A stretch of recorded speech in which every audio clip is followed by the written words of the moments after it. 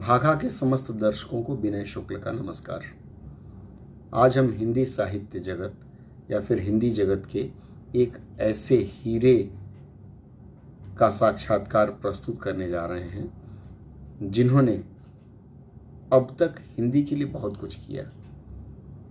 लखनऊ विश्वविद्यालय के हिंदी विभाग के प्रमुख थे और जब ये लखनऊ विश्वविद्यालय में थे उस समय उन्होंने हिंदी के विविध विधाओं को लेकर के और हिंदी के विविध विषयों को लेकर के विभिन्न प्रकार के कार्य किए और कई नई चीज़ों की इन्होंने शुरुआत की।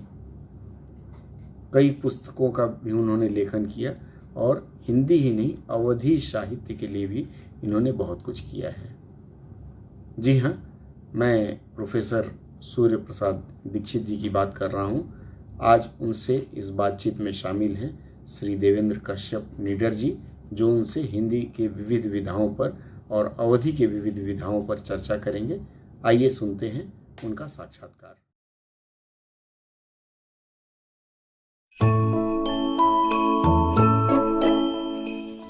आप अवधि लोक साहित्य संरक्षित करे खातिर बहुत नीक प्रयास किन्हे हो।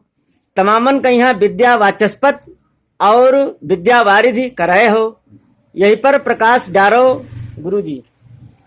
देखो, अवधि में लोक साहित्य बहुत है, चाहे लोकगीत लो, चाहे लोक गाथाएं, चाहे लोक कथाएं, चाहे लोक नाट्य, चाहे लोक संस्कृति, चाहे लोक भाषा, मुहावरा, कहावतें, एक पुष्कल भंडार, एक बहुत बड़े क्षेत्र की बोली भाषा है ना, जो उत्तर भारत के 24 जिलों में है, मध्य भारत और उसके साथ साथ छत्तीसगढ़ के 2-3 जनपदों में है, बिहार तक छाई है, नेपाल में है और विदेशों में मैंने कहा सूरीनाम और फिजी इत्यादि। तो इतने बड़े भूभाग की संस्कृति अवधि के भीतर, अवधि के कलेवर में समाई हुई है। उसका समेटना बहुत जरूरी है। वो हमारी एक तरह से नींव है, भारतीय संस्कृति की नींव है जी। हम कोशिश किया रहा है बराबर उसका रिकॉर्डिंग, ऑडियो वीडियो बना के एक पूरी लाइब्रेरी तैयार किया।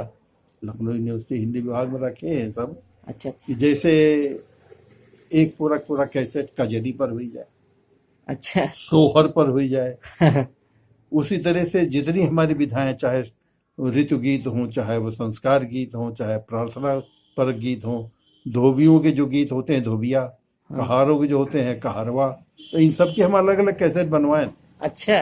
और वही राग रागनी में, अच्छा, ताकि वो नोटेशन सुरक्षित रहेगी, कैसे गाए जाते हैं, हाँ, विदाई के गीत कैसे गाए जाते हैं, लेज कैसे गाई जाती है, फाग कितने तरह से गाया जाता है, आल्हा की क्या गायकी पद्धति है, इनका और ज्यादा बढ़ावे की जरूरत, ताल कैसे, और अगर इनको बाकायदे सुरक्षित कर लिया जाए और रेडियो से और टीवी से, इन चैनलों के माध्यम से इनको प्रसारित किया जाए तो लोकप्रियता कई गुना ज्यादा बढ़ जाए। आज भोजपुरी फिल्मों में छाई हुई है, उन फिल्मों में उससे बेहतर स्थान अवधि को मिल सकता है, बशर्ते उसको सही ढंग से इन माध्यमों द्वारा प्रस्तुत किया जाए, प्रसारित किया जाए। अच्छा अच्छा। इससे हमें आर्थिक लाभ भी होगा और भाषा का भी प्रचार प्रसार होगा। अच्छा अच्छा। दूसरे ये है कि अवधि की एक अकादमी सरकारी स्तर पर बनाई जाए। अच्छा। उत्तर प्रदेश शासन भोजपुरी का तो मान्यता दी है, अवधि का नहीं दी है, जबकि अवधि उससे ज्यादा प्राचीन, उससे ज्यादा समृद्ध। हम अवधि के बिलगाव की बात नहीं कर रहे हैं। अच्छा अच्छा। ये हिंदी की बोली है, एक महत्वपूर्ण विभाषा है, हिंदी परिवार में ही रहेगी। जैसे राजस्थानी पृथकता की मांग कर रही है या भोजपुरी पृथकता की मांग कर रही है जी, मैथिली अलग हो गई, वो कदम हमें नहीं उठाना है।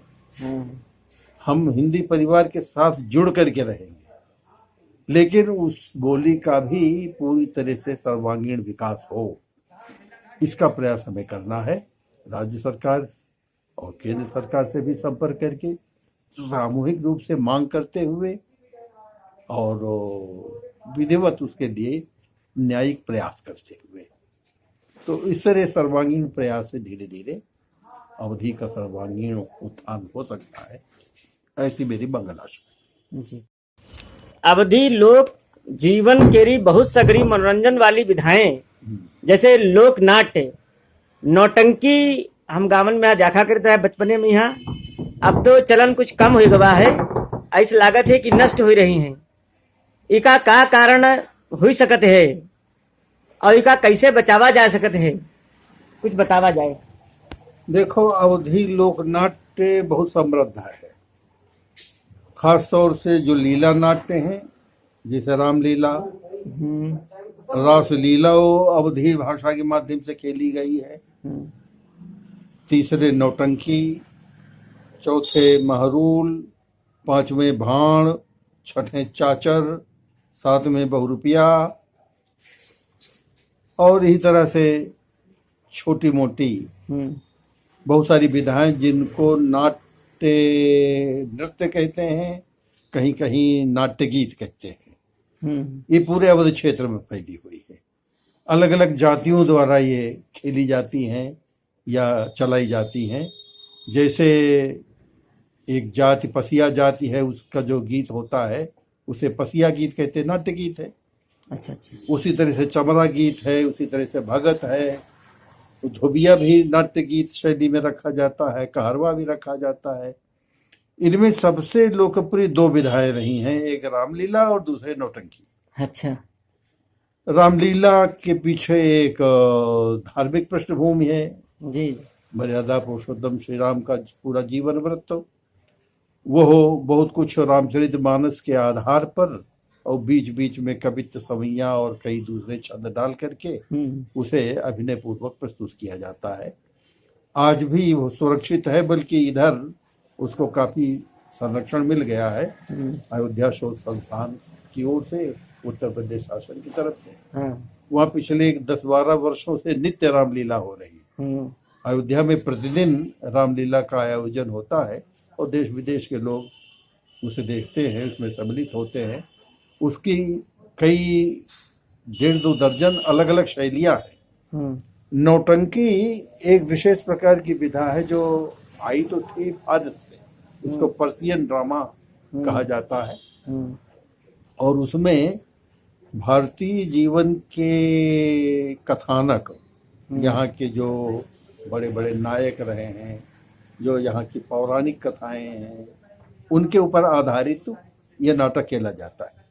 जैसे कि सुल्ताना डाकू को चरित्र नायक बना दिया, तो नौटंकी सुल्ताना डाकू या पूरन भगत या मोरोध्वज या ध्रुव की कथा, प्रहलाद की कथा। तो ऐसे किसी भी विषय पर एक विशेषता इसकी होती है कि ये बड़े चमत्कारपूर्ण ढंग से वो सारी घटनाएं दिखाती है जी। और संगीत की उसमें प्रधानता होती है। अच्छा। बीच बीच में नृत्य भी रखा जाता है, गायन गद्य और पद्य दोनों में संवादपूर्ण होता है, और उसके साथ साथ वादकों की जो बाजे उसमें बजाए जाते हैं उनकी बड़ी व्यवस्था की जाती है। अच्छा। किसी जमाने में नौटंकी में जो डंका बजाया जाता था, तबले से बड़ा हुआ एक तरह का वाद्य, तो उसे कहते हैं उसकी आवाज कई कोस तक पहुंचती थी और उसको सुनने से एक विशेष प्रकार का ओज पैदा हो जाता था।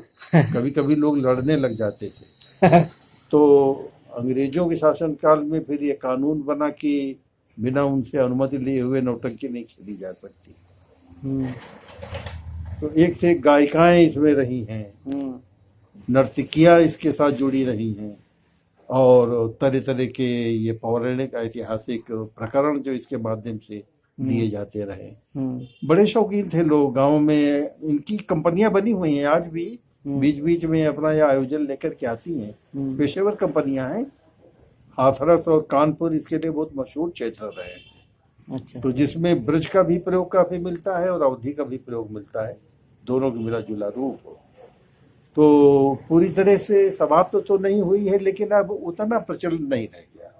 इस मीडिया ने बहुत सारे पुराने लोक नाट्यों को प्रभावित किया है जी। अब आपको अच्छे अच्छे धारावाहिक दिख जाते हैं, फिल्में दिख जाती हैं, तो नौटंकी पर उतनी निर्भरता नहीं रही। मनोरंजन के और बेहतर साधन आपको मिल गए हैं। फिर भी लोक नाट्य की ये पुरानी विधाएं हैं, इनको सुरक्षित रखना और इनके संवर्धन का प्रयास करना ये बहुत जरूरी है। आवश्यकता है कि उनके शोध केंद्र बनाए जाएं, वो ट्रेनिंग दी जाए, उसका और उत्तरोत्तर विकास किया जाए, तो ये लोक नाट्य हमारी संपदा है और कलात्मक विभूति, उसको हम बचा सकेंगे। गद्य केरी नई विधन माँ लिखे के जरूरत है, यही खातिर संगठन बनाव प्रयास करक जरूरत है। यही तना ते आचार्य महावीर प्रसाद द्विवेदी किहन है। आज यू संगठन कई तना बनावा जाए गुरुजी? ये बड़ा महत्वपूर्ण सवाल है। देखो, इसकी पहली जरूरत है कि एक मानक अवधि का रूप निश्चित किया जाए जी। मोटे तौर से अवधि की 3-4 शैलियां दिखाई दे रही हैं। एक पूर्वी अवधि, एक पश्चिमी अवधि, एक मध्य अवधि, एक बैसवारी अवधि, एक गांजरी अवधि। ये तो प्रमुख नाम है। कुछ छोटी छोटी बोलियां भी हैं। अब जैसे बघेली अवधि की बोली है, छत्तीसगढ़ी भी अवधि की बोली है, थारू जो बोली जा रही है वो भी कहीं न कहीं बोली है, अवधि से प्रभावित है जी। ऐसे ही फिजी और सूरीनाम की तरफ जाते हैं विदेशों में, वहां भी अवधि बोली जाती है।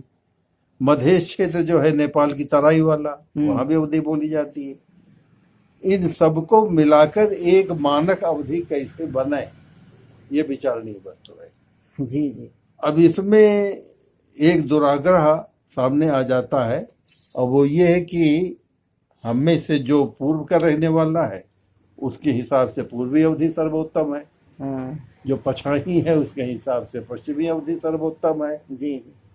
तो भय यही है कि कहीं पूर्व पश्चिम और मध्य को लेकर टकराव न पैदा हो जाए, उससे विघटन होगा जी जी। तो इसलिए हमने तो यही सुझाव दिया कि अभी सब अपनी अपनी बोलियों में लिखो जी जी। जिसमें लेखन ज्यादा हो जाएगा वही मानक मान लिया जाएगा। तो इस बीच आप देख रहे हैं जी जी कि बहुत सारे उपन्यास जी दोनों क्षेत्रों में पूर्व और पश्चिम में लिखे जा रहे हैं।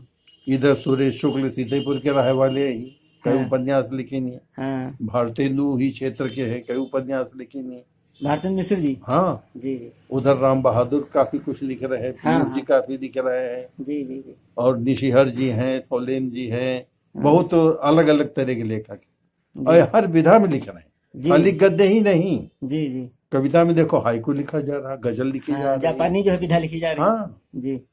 तो वह तुकान तो जी जी फ्री वर्स, मुक्तक, सभी तरह की रचनाएं हैं जी। और ऐसे ही गद्य की विभिन्न रचनाएं हैं जी बस ये है कि धीरे धीरे इनका कद बढ़ेगा जी जी और तब ये शुद्ध स्पर्धा कर पाएंगी। जी जी। हम उसका इंतजार कर रहे हैं। जी जी।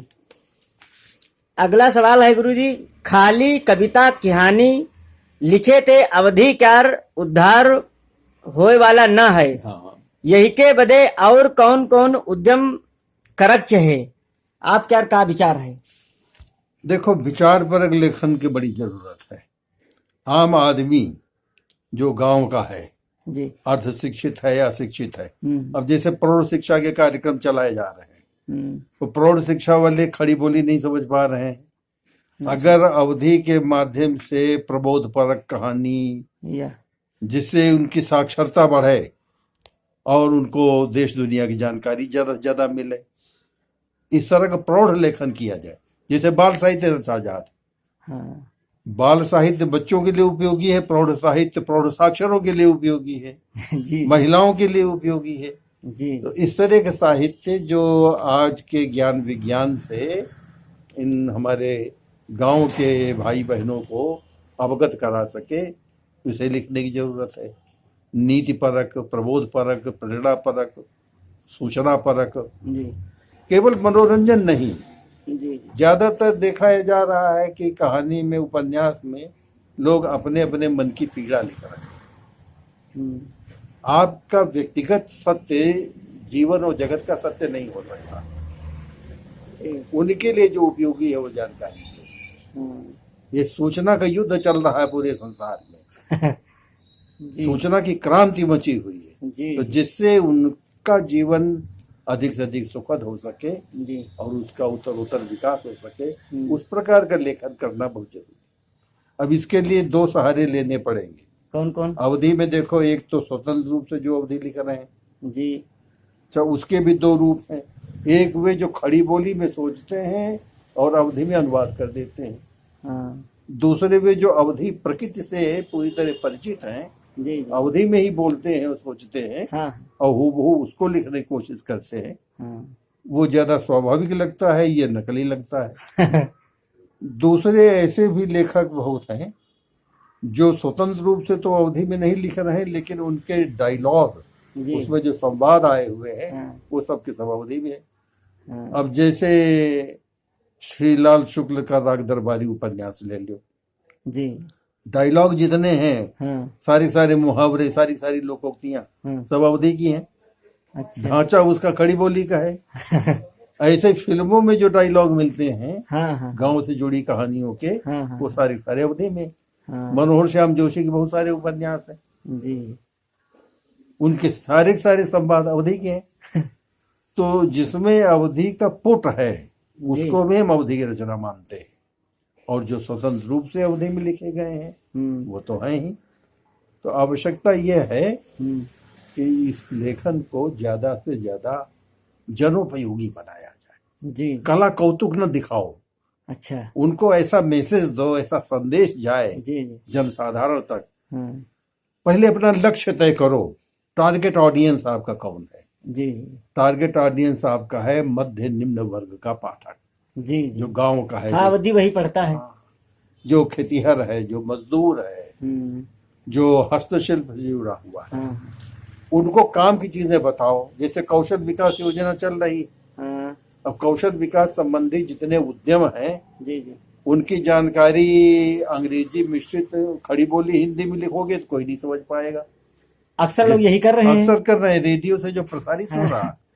अब खेती में किसानों को बतावेंगे कि ये खाद इतने प्रतिशत ऐसे डाल दी जाए, तो न प्रतिशत जानता है, न खाद का नाम जानता है। और कहीं अंग्रेजी भी बोल देते हैं। इतना सोडियम डाल दिया जाए, इतना सल्फर डाल दिया जाए, अंग्रेजी के शब्द होते हैं। हाँ, बताइए। तो वो पहुंच नहीं पाता हमारी। जी जी उसका सरलीकरण करना होगा, उनके स्तर पर उतर करके, जी जिसको वो भली प्रकार समझ सके, ग्रहण कर सके। हम्म, इस प्रकार का लेखन आज अवधि लेखकों के लिए ज्यादा महत्वपूर्ण है, भाषा के विकास के लिए भी और जनता के विकास के लिए भी। जी जी जी गुरुजी, हमका जहाँ तक पता है अवधि गद्य भाषा के काफी प्रयोग चंद छंद वर्णन की महिमा माँ मिलत है, लेकिन का उक्त व्यक्ति प्रकरण माँ यही ज्यादा प्रयोग मिलत है। आप क्या अनुभव व्यापक है, कहिमा अवधि क्या रूप ज्यादा साफ नजर आवत है, बतावा जाए।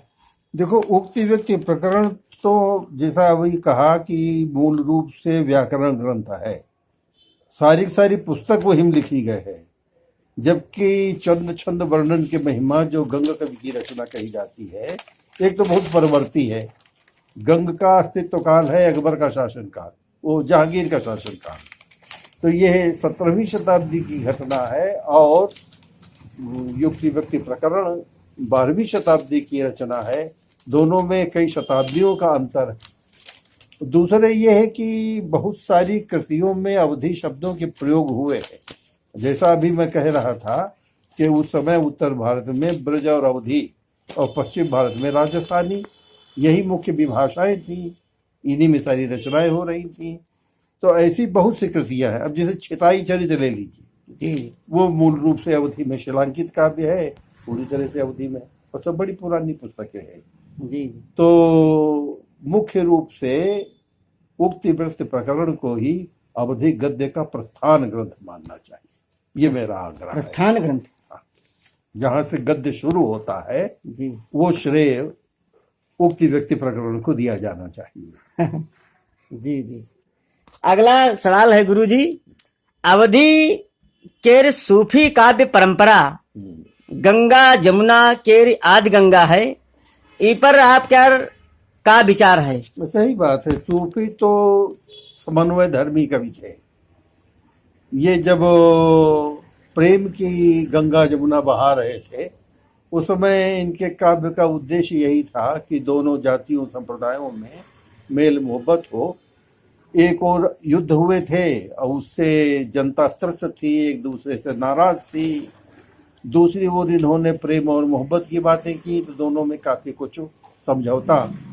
जब जैसी कहते हैं कि सबकर बिंदु और माका का देऊ और प्रगट भय तुर्क और हिंदू, पिता का श्रम बिंदु है और माँ का रजकण है, उससे ये दोनों प्रकट हुए।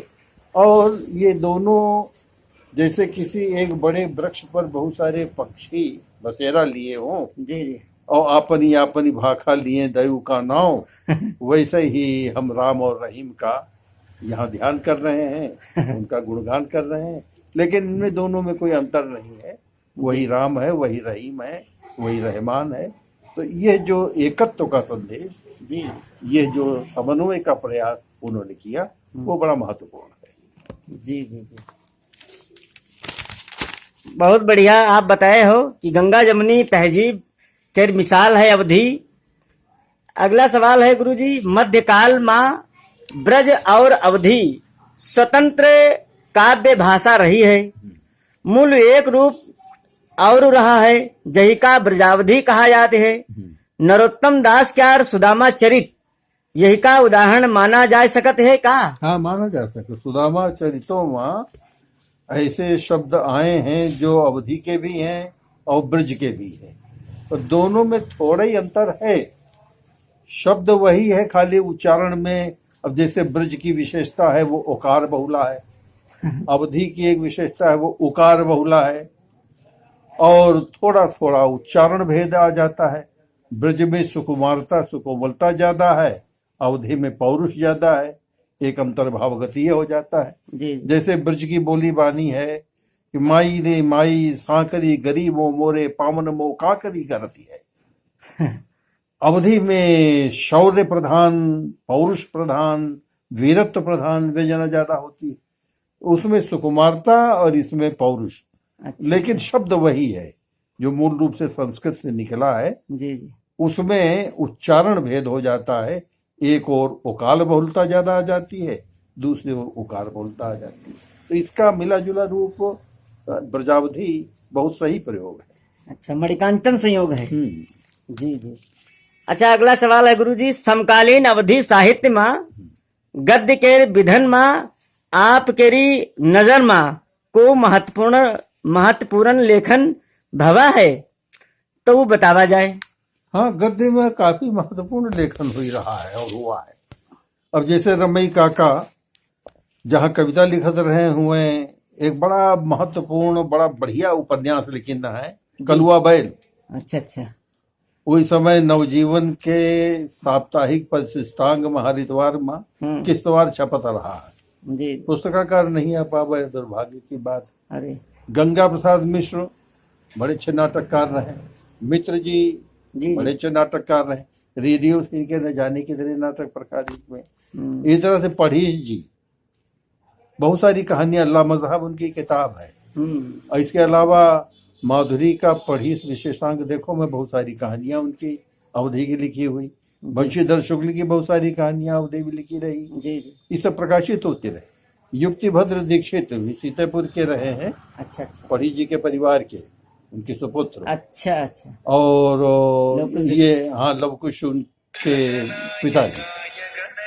इनके हाँ आकाशवाणी इलाहाबाद में कार्यक्रम निष्पादक थे, जी बहुत अच्छे नाटक लिखना है। बाद में फिर चाहे किस्सा सूबेदार चौबे का ले लो या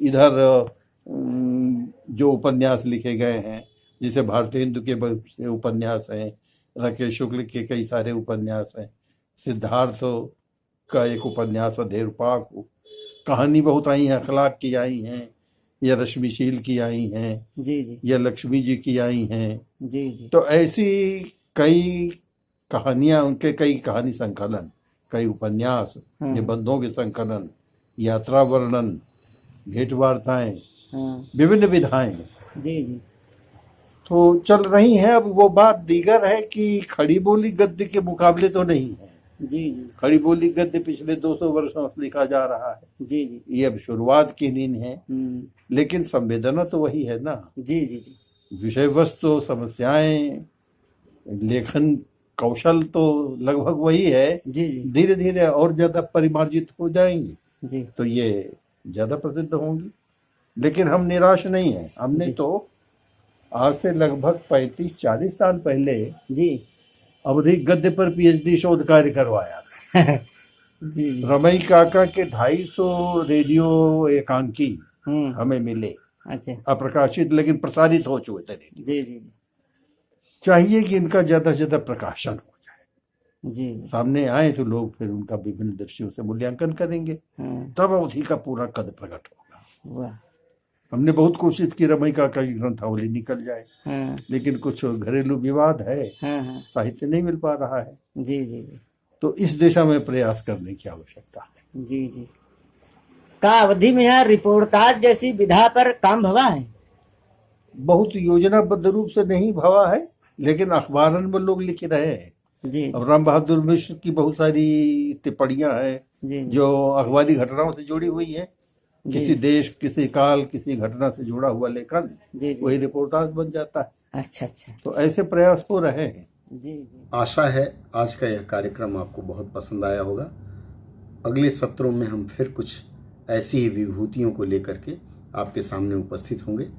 तब तक यदि आपने हमारे इस चैनल को सब्सक्राइब नहीं किया है तो सब्सक्राइब कर लें और ये बेल आइकन दबा दें ताकि कुछ भी नया जैसे ही हो आपको उसकी सूचना मिल सके।